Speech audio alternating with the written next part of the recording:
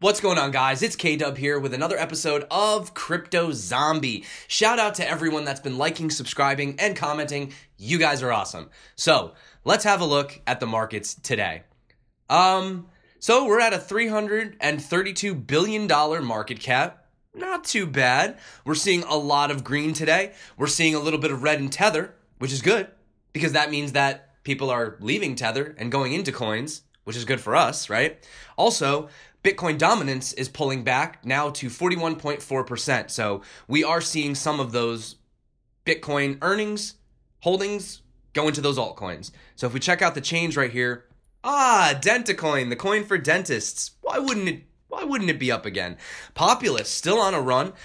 Substratum, Wax, yes, Wax. Wax, actually, they just released a really big, a whole thing that just came out. Mithril, again, we have Verge. So, yeah, guys, it's an overall pretty good day in the market. A lot of green, so I'm not complaining today. I like making videos on green days because everyone's in a much happier mood. So, I do have to say, though, however, guys, this video is sponsored by Evernote. So, too soon? Too soon, guys? All right. Hey, don't hate the player, hate the meme, right? But seriously, let's talk about this, though. I'm not trying to point fingers or say this happened or that happened, but there are some concerns about this Ian Balina hack, all right? So this is actually from Cointelegraph. So obviously, if we scroll down here, you can see the video. The video's been taken down, which, okay, sure, we get it, fine. So check this out right here, guys. So here's the issue.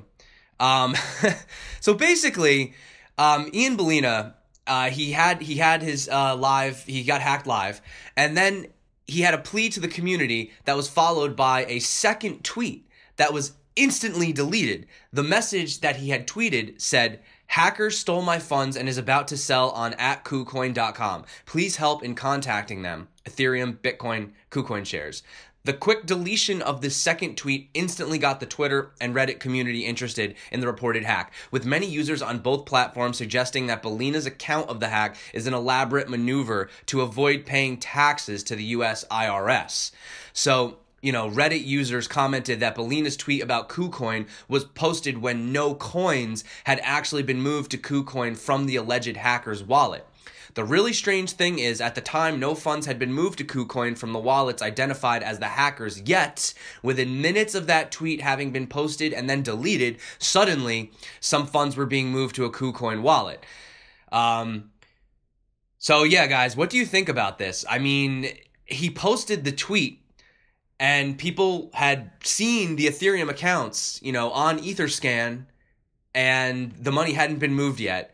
And then a couple minutes after the tweet goes down, then the money gets moved. So how could he have known that that the hacker sent it to KuCoin before the hacker sent it to KuCoin? So that's a little bit of a conspiracy, guys. I'm not going to take either side. That sounds very fishy to me. What do you guys think? I mean, we saw this happen with Craig Grant. We saw this happen with Trayvon James. You remember those guys? And then, he got hacked and the money left. And then people were saying, oh, it's just to avoid taxes and this and that. So I don't really know. So that's about that on that, guys. Let me know what your opinion on that is. Do you think it was a legitimate, honest hack? Or do you guys think there's something fishy about that? I think that there might be something fishy about that. So today, also, I wanted to note that Binance has officially added a pairing for Cardano BNB as well as Cardano USDT, or, ADA, but Cardano, essentially. So that's probably why we're seeing a little bit of that price increase that we saw yesterday and today with the new exchange listings. Also, for those of you that have been holding your Walton Guardian masternodes, you should have finally received your airdrop of 700 Walton chain per Guardian masternode, and that should have happened last night. So if you didn't receive that, then there's an issue, but you should have received it. So I guess congratulations to everybody that held on to their masternodes, because we were kind of wondering when this was going to happen. So that's done. Congratulations if you guys held on. Let's talk about Bluzelle. Guys, Bluzelle is like the collaboration partner masters. Every time I turn around, these guys have a new partnership. So, I had the pleasure to see these guys live at Neo DevCon. The CEO, Pavel, really, really cool guy. And they're doing some awesome stuff right here. So let's look at some of these partnerships that they've recently secured. So they have Quadrant, which is a blockchain-based protocol that enables the access, creation, and distribution of data, products, and services with authenticity and provenance at its core. Then we have Fiscal, which is a decentralized location market. They've also partnered with Global ID, which provides a reliable, safe, private way for all people to have a portable identification that further enables them to participate in the evolving global economy, all under their own control rather than other institutions, organizations, or enterprises. Then we also have them partnering with Octus Labs, so bringing together robo-advisors and human advisors in a solution that provides trusted and transparent planning for your hard-earned money. We also have NuCypher, which will enable the sharing of encrypted data between data owners and parties the owners want to share access of the data with. And finally, Sentinel Protocol, which I actually have been looking at Sentinel Protocol. I was going to do a review on it, but then I ended up, going away, and then I saw a couple of YouTubers who did a lot better job covering it than me, so I didn't end up covering it, but they are partnered with them. And Sentinel Protocol captures threat data from security expert individuals and organizations, or sentinels, and then validates and shares the information in a decentralized manner. So that's really awesome news coming out of the Bluzelle camp. These guys are cranking out partnerships. I know they're not disappointing their investors. So go Bluzelle, go Neo, to the moon. Right, guys? So, also, you guys know, one of my favorite projects is Icon. Now, some people feel like we've been getting kind of strung along on this Icon journey. There hasn't really been as much updates as one would like. But I did want to talk about this partnership between the Loop and AD Fourth. So the Loop has signed an MOU with AD Fourth to support digital marketing for blockchain businesses. The two companies agreed to share their expertise to strengthen the blockchain industry. J.H. Kim, CEO of the Loop, said, "We hope to provide an organic system where DApp projects are newly discovered and provided with marketing support, which will lead to the expansion of the Icon network. We will be able to discover new blockchain projects and help them develop and grow into a real-life project." So I didn't really know much about who AD Fourth was. So down here it says, as a bit of an introduction, the company name means to expand existing digital marketing into the fourth industrial revolution, or the blockchain revolution. So that's AD Fourth. That's where they got it. So with the vision of becoming the #1 blockchain ad tech company in Asia, people from various companies such as Naver, Kakao, Line, Coupang, eBay, GS Home Shopping, and SK Telecom are joining the company. With these talented staff and partnerships with various companies, they are building various blockchain-based solutions. So that is very awesome for Wanchain. Wow. I'm thinking about Neo, guys. But actually, that was a really good. That was kind of a good slip right there, because you have Wanchain and Neo, so you can kind of look at the Loop and Icon as a very similar relationship. So that was actually kind of a good slip up, because it made for a good analogy. So that's news coming out of the Icon camp, guys. So I love Icon. I hold Icon. I'm still bullish on Icon. I haven't sold my Icon, so yeah, I'm happy to see that, guys. Also, let's talk about Pundi X. So Pundi X is essentially trying to make buying and using cryptocurrencies as easy as buying a bottle of water. That's what it says on their website. So they're actually having a buyback program. They said that we have discovered that the demand for NPXS tokens is much higher than we originally anticipated. Our advisors, contributors, and supporters have suggested that Pundi X establish a dedicated partnership reserve fund, or a PRF, to encourage and incentivize future business partners within the Pundi X ecosystem. The purpose of the Partnership Reserve Fund is to encourage and develop partnerships within Pundi's blockchain network, such as strategic business relationships and new advisors, community members, merchants, exchanges, banks, and technical partners, among others. So the total buyback of NPXS will be equivalent to 2,000 Ethereum and will be rolled out in stages. The first stage, to be completed in the coming weeks, will have the company purchase NPXS to the equivalent of 200 Ether. They said, "We will allocate buyback funding to a specific address for transparency." And if we come over here, 71.72% increase. Looks like people are anticipating this buyback. So we know how that goes. Also, I don't know if you guys know this, but Pundi is actually an A-Chain DApp. So can you guys see right here? Yeah. So for people that think that A-Chain's not doing stuff, A-Chain's doing stuff. They're just quiet about it. So little known fact, in case you guys didn't know. Moving on to some other news. I wanted to talk about Samsung. using blockchain to manage its global supply systems. We've seen supply chain logistics as one of the hugest, most straightforward, right out of the gate use cases of blockchain technology. We've seen it with, VChain and Wabi and Walton and Origin Trail, many others. So while Samsung has previously stepped into the blockchain arena with the news that it will proceed to produce its own ASIC chipsets for cryptocurrency mining, reports issued today suggest that the company is preparing to use distributed ledger technology to manage its own supply chain. So Samsung's SDS subsidiary is preparing to create a blockchain-based platform to track international product shipments and reportedly expects that its new system would reduce shipping costs by as much as potentially 20%. So SDS is expected to ship around 500,000 tons in air freight this year alone. The firm expects that the blockchain technology will afford it the capability to reduce its dependence on expensive shipping documentation and afford its parent with the ability to respond to market movements far more quickly. So yeah, supply chain logistics, guys. That's a very huge use case.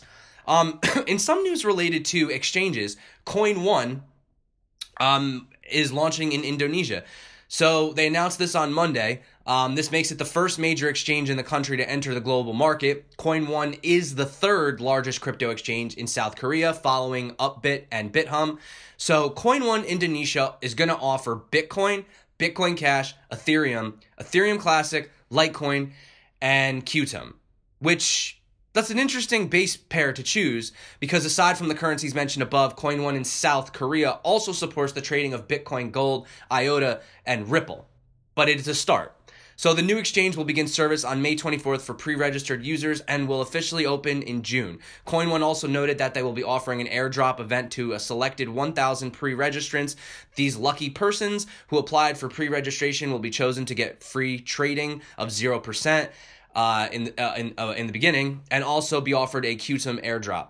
So that's great news for Indonesia. That's just one more country that we can get onboarded and get into the system, and I'm really happy to see that adoption as well. So I found this article on CoinDesk, and I thought it was really interesting because they were talking about Lightning and NFC chips. Now, I was just talking about NFC yesterday in BlocNATION. I was saying how instead of using RFID chips, they use NFC chips or near field communication, okay, but NFC for short. So this is going to allow users to pay for an item just by holding their smartphone an inch away from the device it's paying. If you guys watched my video yesterday, I did it with the bracelet tapped against the thing. Same concept. So not a new idea in Bitcoin or the payments world at large. NFC-based payments have caught on throughout Asia and Europe, not only on smartphones, but also as chips embedded in payment cards, bracelets, And while in the U.S., they say that the U.S. is slightly lagging behind this NFC adoption, but hopefully we'll be catching on soon. So Igor Koda had a proposal for a Lightning wallet that uses NFC, and he's calling it Presto. He says, I want the payments to be instant, just like the contactless cards we have here in Europe. A user would simply tap on the payment terminal and Presto. That's where you got the name. So, many Bitcoin payment implementations tend to use QR codes. I'm sure you guys have used the QR code before, right, on your phone, sending it to Binance or sending it from one wallet to another. QR codes not only can be quite finicky, but also unwieldy, especially when more information is added to them. In this way, merchants won't be able to add as much information, such as itemized receipts and coupons to QR codes. However, NFC doesn't have this hurdle. This would give consumers a more detailed record of their spending habits, empowering them to take even more control of their finances.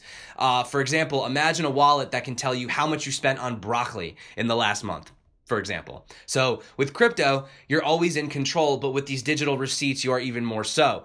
But first, Koda is trying to get his NFC implementation added to the standards that Lightning Network developers have established in an effort to make sure all implementations are compatible with each other.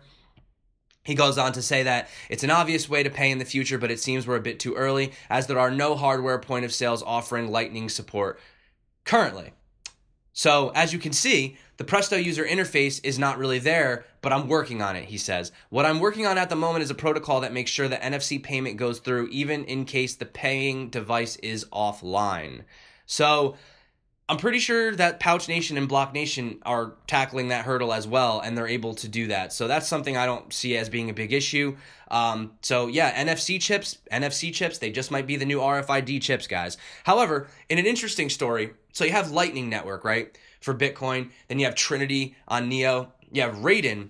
However, I just stumbled across Liquidity Network. Liquidity Network is looking to potentially be a competitor on Ethereum for Raiden. So I wanted to take a deeper look into this, but I figured for today's video, I just wanted to sort of throw it out there right now. But I am going to look into this Liquidity Network. I'm curious about what they're all about, and I'm curious about how the Liquidity Network is going to be different from Lightning versus Trinity versus Raiden. So I'm just interested to see. But hey, that's something to keep in mind, guys. And, you know, hey, more options are better than less options, right? So let's talk about Ripple. Ripple calls on UK regulators to end the wild west of cryptocurrencies. Ripple's head of regulatory relations urged British regulators to find a balance between capturing risk and enabling innovation. Pinpointed three principles specifically, Zagon said, is consumer protection, anti-money laundering, and financial stability. He says, we are at that time now where we need more clarity and rules, and we need more certainty. It's a good time to start revisiting that wait-and-see approach taken by regulators.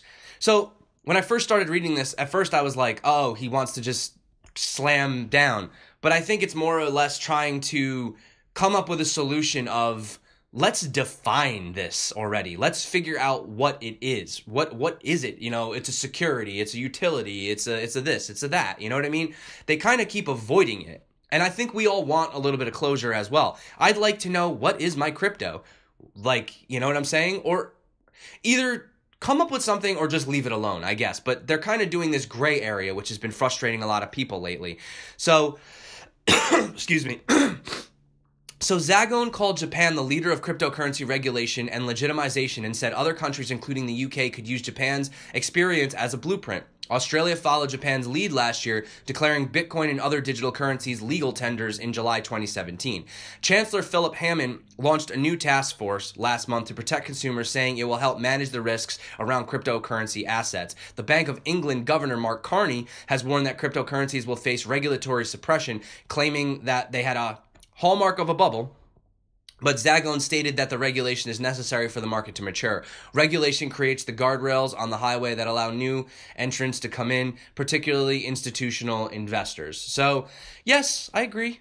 I can't say I disagree. I mean, regulation's probably coming either way, guys. But I do know people still that are afraid to get involved, like people in my real life, you know, IRL that I talk to, and they're afraid to get involved because of the lack of regulation. So it is a double-edged sword. In one hand, we kind of are like, leave us alone, guys. But on the other hand, it's like there's so many people that are still afraid to get in because of this lack of regulation. So it is one of those, like I said, double-edged sword things.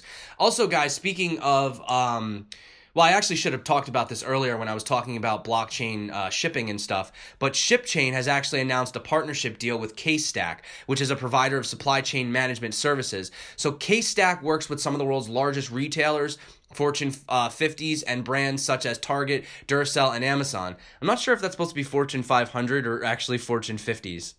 Is Fortune 50s a thing? I'm not sure. Anyway, the deal is announced together with a pilot program that will launch this summer. CaseStack has also announced that they will begin the integration process to accept SHIP tokens as payment for their services. That's pretty cool.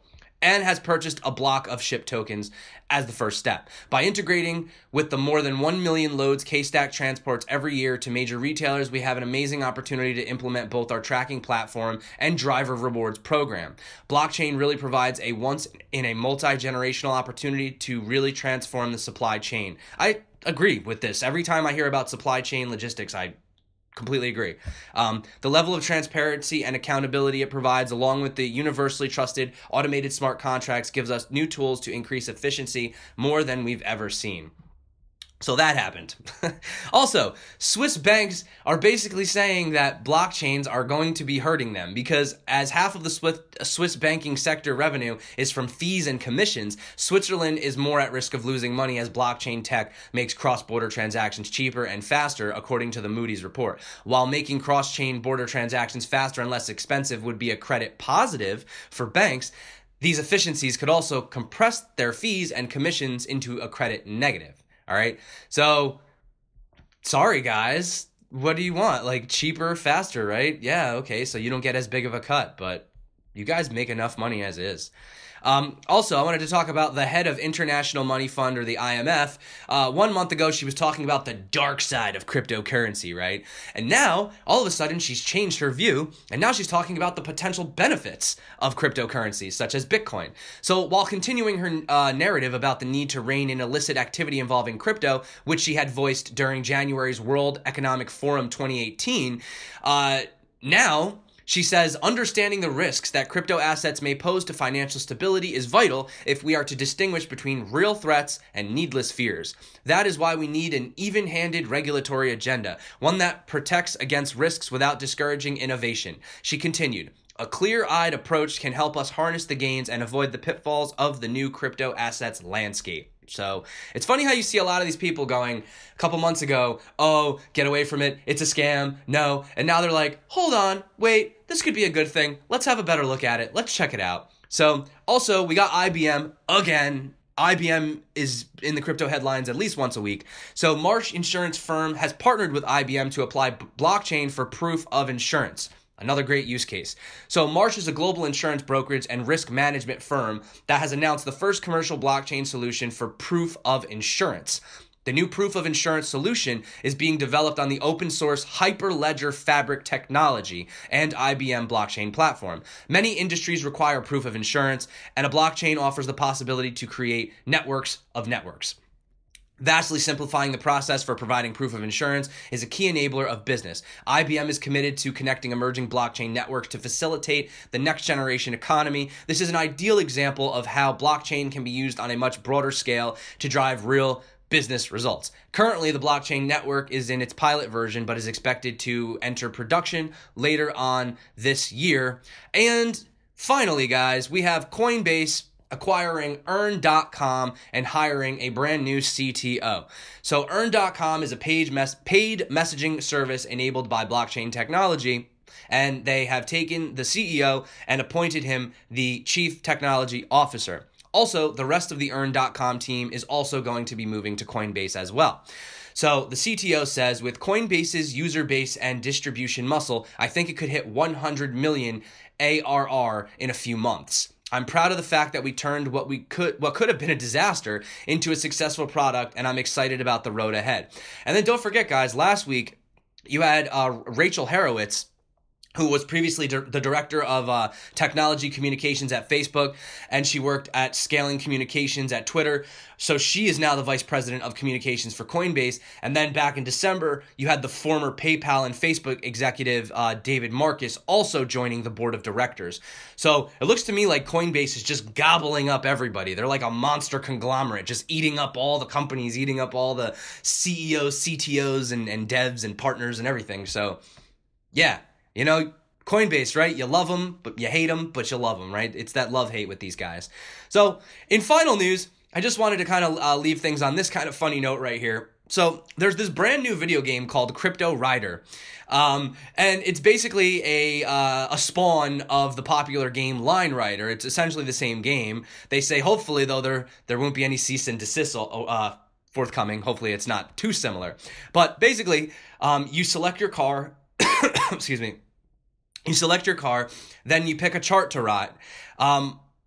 So most are a ride from a coin's humble start to its highest value, but there are also mountain-like total market cap tracks and a drag race where you need to clear a valuation gap. So I guess these are based on the actual charts. Like somebody took the actual charts and then copied them and put them into a game. So that's pretty funny, guys.